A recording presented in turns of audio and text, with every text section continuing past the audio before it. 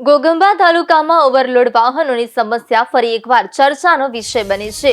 ઘોઘંબા તાલુકાના કાંટુ ગામથી દામાવાવ તરફ રેતી ભરીને જઈ રહેલું એક ઓવરલોડ હાઈવો ટ્રક ગામ નજીક અચાનક સંતુલન ગુમાવતા માર્ગ પર પલટી મારી ગયો હતો।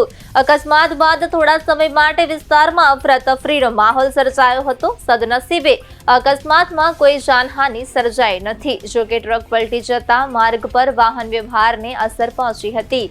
સ્થાનિક ગ્રામજનોના જણાવ્યા અનુસાર આ માર્ગ પર દરરોજ રેતી ભરેલા ઓવરલોડ ટ્રકો બેફામ દોડતા હોય છે।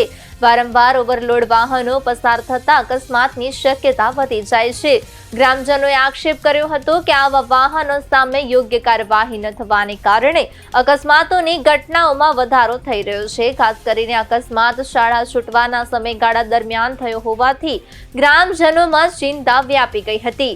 સ્થાનિકોના જણાવ્યા મુજબ જો અકસ્માત થોડો મોડો થયો હોત અને તે સમયે વિદ્યાર્થીઓ માર્ગ પરથી પસાર થઈ રહ્યા હોત તો મોટી જાનહાનિ સર્જાઈ શકી હોત।